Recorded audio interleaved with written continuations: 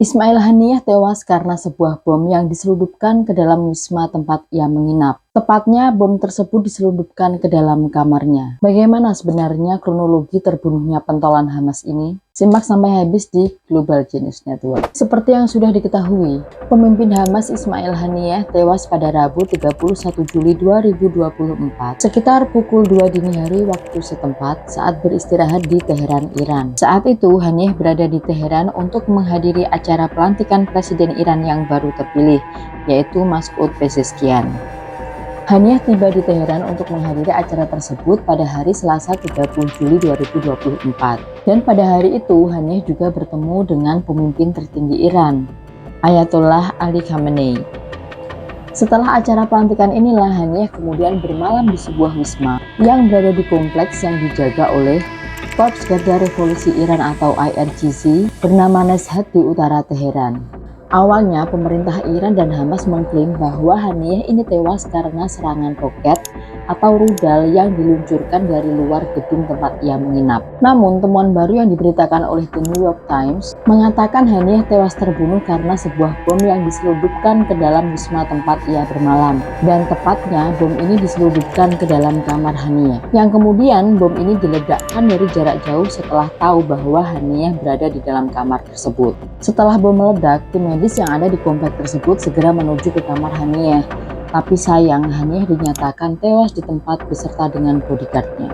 Temuan ini berdasarkan informasi dari seorang pejabat Amerika Serikat dan 7 pejabat Timur Tengah.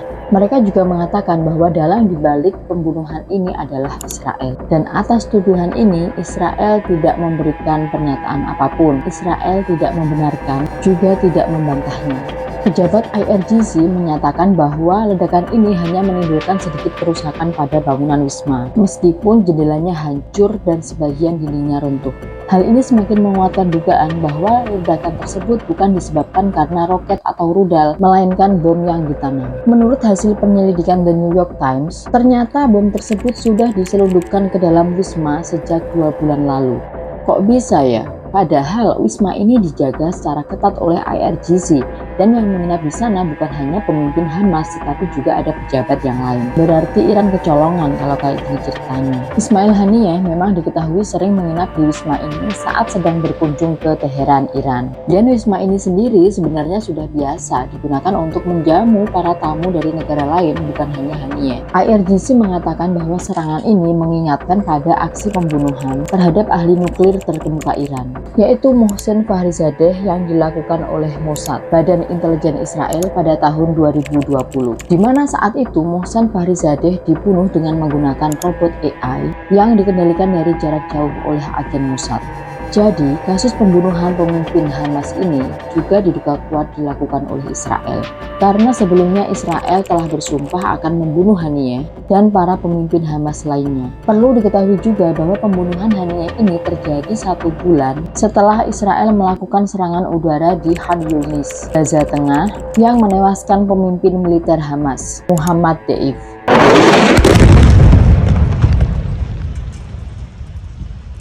Tewasnya Ismail Haniyeh ini tentu saja menjadi pukulan keras bagi Hamas, karena mereka kehilangan sosok pemimpin yang selama ini menjadi panutan. Tak hanya itu, insiden ini juga membuat Iran berada di posisi yang sulit.